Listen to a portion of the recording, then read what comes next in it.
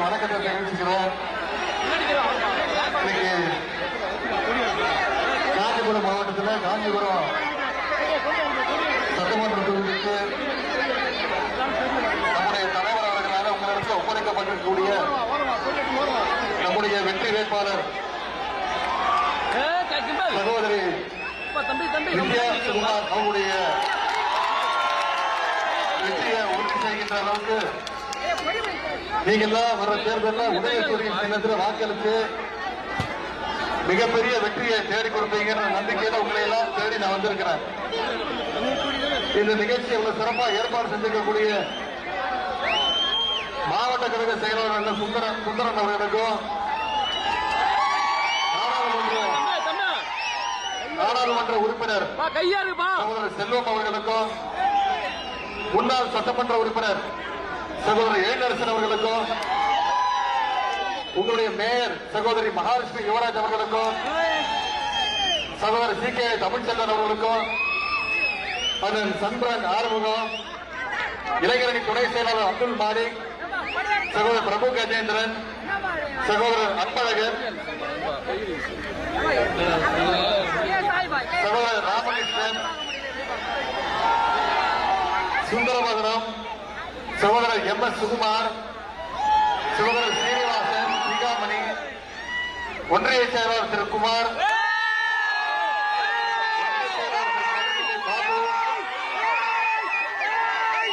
பகுதி செயலாளர்கள் திலகர் அண்ணன் சந்துரு தசரதன் வெங்கடேசன் தெற்கு மாவட்ட இளைஞர் அமைப்பாளர் சகோதரர் யுவராஜ் மாநகர அமைப்பாளர் சகோதரர் சுகுமார் துணை அமைப்பாளர்கள் மணி பால்ராஜ் அருள்முருகன் சஞ்சய் காந்தி ஆண்டோர் சிறில்ராஜ் இளம்பருதி யுவராஜ் துணை அமைப்பாளர்கள் மணிகண்டன் ராதாகிருஷ்ணன் சிலம்பு செல்வன் குணசேகரன் விநாயகமூர்த்தி அதுவும் வந்திருக்கக்கூடிய ஒன்றிய நகர பகுதி பேரூர் திரை வார்டு பாக அமைப்பாளர்கள் துணை அமைப்பாளர்கள் சார்பு அணியினுடைய நிர்வாகிகள் காங்கிரஸ் கட்சியை சேர்ந்த சகோதரர்கள் சிபிஎம் சிபிஐ தேசிய முற்போக்கு திராவிட கழகம் மறுமலர்ச்சி திராவிட முன்னேற்ற கழகம் விடுதலை சிறுத்தை கட்சிகள்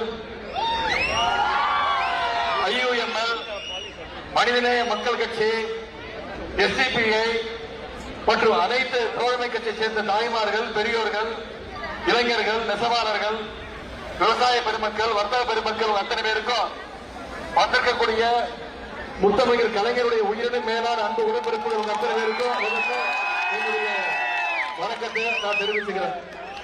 உங்களுடைய எழுச்சியும் மகிழ்ச்சியான முகத்தையும் பார்க்கும்போது ஏற்கனவே உங்க சட்டமன்ற தேர்தலில் வெற்றியை நீங்க கன்ஃபார்ம் பண்ணிட்டீங்க. வர்ற 23ஆம் தேதி ஏப்ரல் 23ஆம் தேதி வாக்குச்சாவடிக்கு போய் தங்கை சகோதரி நித்யா சுகுமார் அவர்களுக்கு உதயசூரியன் சின்னத்தில் நீங்க வாக்களிக்க போறீங்க. கன்ஃபார்மா உறுதியா செய்வீங்களா? இன்னைக்கு சென்ற நாடாளுமன்ற தேர்தல் 2024 நாடாளுமன்ற தேர்தலில் இதே காஞ்சிபுரத்துல பேரங்க அண்ணாவுடைய வீட்டுக்கு போய் அவருக்கு மரியாதை செஞ்சுட்டு அவரை வணங்கி என்னுடைய தேர்தல் பிரச்சாரத்தை நான் துவங்கினேன். இன்னைக்கு அதே மாதிரி சட்டமன்ற தேர்தலுக்கும் உங்க காஞ்சிபுரத்துக்கு நம்ம காஞ்சிபுரத்துக்கு வந்து என்னுடைய முதல் பிரச்சாரம் தமிழ்நாடு முழுக்க சுத்த போற முதல் பிரச்சாரம் உங்களை சந்திச்சு உங்களை பார்த்துட்டு காஞ்சிபுரம் தொகுதியுடைய வெற்றியை கன்ஃபார்ம் பண்ணிட்டு போறேன். நாளைக்கு நம்முடைய தலைவர் அவர்கள் திருவாரூர் மண்ணில் கலைஞர் பிறந்த திருவாரூர் மாவட்டத்தில் பிரச்சாரத்தை ஆரம்பிக்கிறார். நான் அண்ணா பிறந்த காஞ்சிபுரம் மண்ணில் ஆரம்பிக்கிறேன். நம்ம தலைவர் கலைஞர் பிறந்த திருவாரூர் மண்ணில் ஆரம்பிக்கிறார். நீங்க பார்த்திருப்பீங்க 2 நாளைக்கு முன்னாடி எதிர்கட்சி தலைவர் எடப்பாடி பழனிசாமி அவர்கள் தேர்தல் பிரச்சாரத்தை எங்க ஆரம்பிச்சார் தெரியுமா?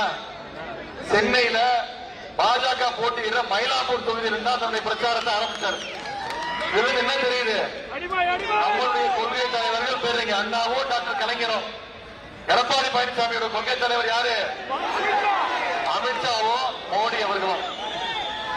மீண்டும் திரு மோடியும் அமித்ஷாவையும் தமிழ்நாட்டுக்குள்ள நுழைய விடலாமா?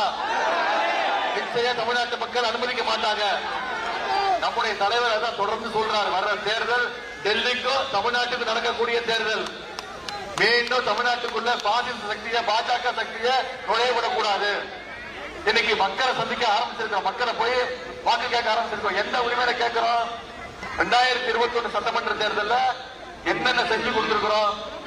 தேர்தல் வாக்குறுதியா சொன்ன அத்தனை திட்டங்களையும் செஞ்சு கொடுத்திருக்கிறோம்.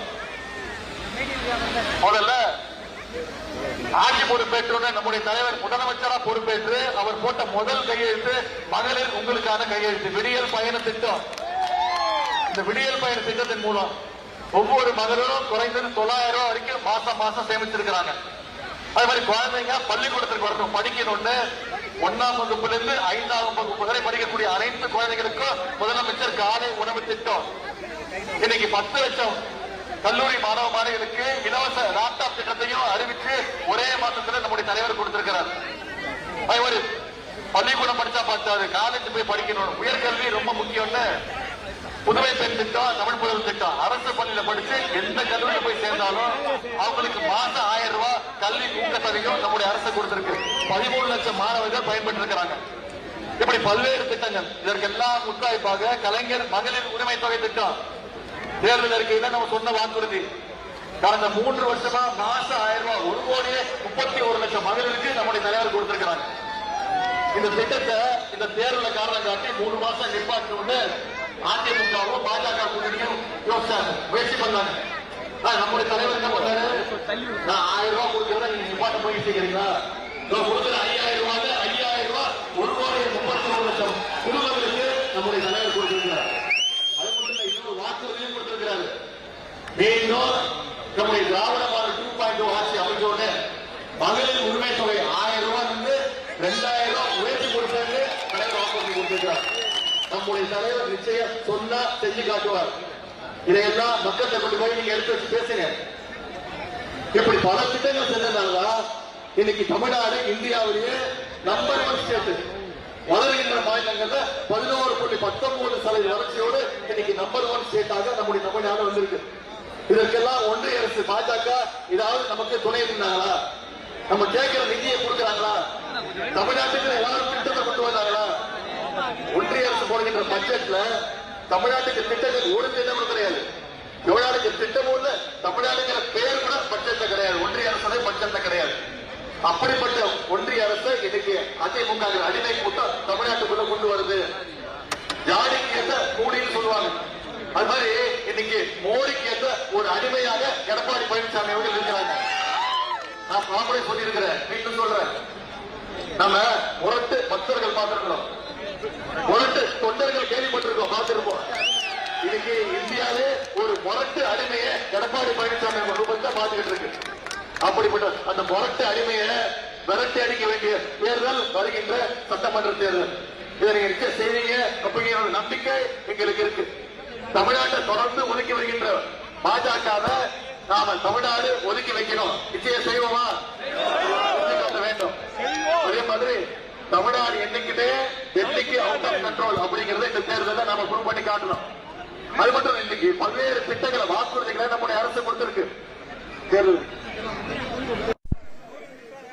மகளிர் உரிமை தொகை 1000 ரூபாயில இருந்து 2000 ரூபாய் உயர்த்தி கொடுப்பேன்னு நம்முடைய தலைவர் வாக்குறுதி கொடுத்திருக்கிறார். காலை உணவு திட்டம் இப்ப 5ஆம் வகுப்பு வரைக்கும் முதலமைச்சர் காலை உணவு திட்டம் பண்ணிட்டு இருக்கோம். மீண்டும் ஆட்சி அமைஞ்சோட 5ஆம் வகுப்பு இருந்து 8ஆம் வகுப்பு வரைக்கும் முதலமைச்சர் காலை உணவு திட்டம் விரிவுபடுத்தப்படும். புதுமை பெண் திட்டம், தமிழ் புதல் திட்டம் மாசம் 1000 ரூபாய் கொடுத்துட்டு இருக்கிறோம். கல்லூரி மாணவர்களுக்கு அதை உயர்த்தி 1500 ரூபாயாக உயர்த்தி கொடுப்பதை நம்முடைய தலைவர் சொல்லியிருக்கிறார். அது முதியோர் உதவித்தொகை திட்டம் 35 லட்சம் முதியோர்கள் வாங்கிட்டு இருக்காங்க. அதை இன்கிரீஸ் பண்ணி 1200 ரூபாய் 2000 ரூபாய் உயர்த்தி கொடுப்பது நம்முடைய தலைவர் வாக்குறுதி கொடுத்திருக்கிறார். மாற்றுத்திறனாளிகளுக்கான ஓய்வூதியம் அதையும் 1500 இருந்து 2500 ரூபாயாக மாற்றி கொடுப்பது நம்முடைய தலைவர் வாக்குறுதி கொடுத்திருக்கிறார். அடுத்த 5 ஆண்டுகள்ல 35 லட்சம் மாணவ மாணவிகளுக்கு லேப்டாப் திட்டத்தை விரிவுபடுத்தப்படும் சொல்லியிருக்கிறார் நம்முடைய தலைவர். மகளிர் குழுக்களுக்கு 5 லட்சம் வரைக்கும் கேரண்டி இல்லாத கடன்கள் வழங்கப்படும் வாக்குறுதியும் நம்முடைய தலைவர் கொடுத்திருக்கிறார். இந்த வாக்குறுதி எல்லாம் நிறைவேற்றணும்னா வருகின்ற சட்டமன்ற தேர்தலில் நீங்க சகோதரி வித்யாசுகுமார் அவர்களை மிகப்பெரிய வாக்கு வித்தியாசத்தை நிச்சயம் அனுப்புவீங்க என்ற நம்பிக்கை எனக்கு இருக்கு. திட்டங்கள் காஞ்சிபுரத்தில் இந்த காஞ்சிபுரம் தொகுதியில பல்வேறு திட்டங்கள் நிறைவேற்றப்பட்டிருக்கு. சிலவற்றை மட்டும் உங்களுக்கு ஞாபகப்படுத்த விரும்புறேன். நகராட்சியா இருந்த காஞ்சிபுரம், முனிசிபாலிட்டியா இருந்த காஞ்சிபுரத்தை இன்னைக்கு கார்பரேஷனா மாற்றி காட்டியது நம்முடைய திமுக அரசு. 300 கோடி ரூபாய் மதிப்புல பாதாள சாக்கடை திட்ட பணிகள் நடைபெற்றிருக்கு. 300 கோடி ரூபாய் மதிப்பீட்டுல 2ஆம் கட்ட திருப்பார்கடல் கூட்டு குடிநீர் திட்டம் நிறைவேற்றப்பட்டிருக்கு. 40 கோடி ரூபாய் மதிப்பீட்டுல மஞ்சள் நீர் கால்வாய் மேம்பாட்டு பணிகள், பேரறிஞர் அண்ணா புற்றுநோய் மருத்துவ மையத்துல புதுசாக 30 கோடி ரூபாய் மதிப்பீட்டுல அதிநவீன மருத்துவ உபகரணங்கள், 30 கோடி ரூபாயில காஞ்சிபுரம் ஏகாம்பரநாதர் திருக்கோயில் குடமுழுக்கு நம்முடைய ஆட்சியில நடத்தப்பட்டிருக்கு. சுமார் 1000 கோடி ரூபாய் மதிப்பீட்டுல செங்கல்பட்டு காஞ்சிபுரம் சாலையை 4 வழிச்சாலையாக மேம்படுத்துகின்ற பணிகள் 4 லே நல்லாக்கி இருக்கிறோம். 70 கோடி ரூபாய் மதிப்பீட்டுல சாக்கடை சுத்திகரிப்பு நிலையங்கள் மேம்படுத்தப்பட்டிருக்கு. 10 கோடி ரூபாய் மதிப்பீட்டுல காஞ்சிபுரம் மாநகராட்சிக்கு புதிய கட்டிடம், இப்படி பல பணிகள் நம்முடைய மாவட்டத்தில் தொகுதிக்கு நடைபெற்றிருக்கிறது. இன்னும் பல்வேறு பணிகள் நடைபெறணும்னா வருகின்ற 23ஆம் தேதி நீங்க போய் சகோதரி நித்யா சுவார் அவர்களுக்கு உதயசூரியன் சின்னத்துல வாக்களித்து மிகப்பெரிய வாக்கு வித்தியாசத்தில் நீங்க செய்வீங்களா?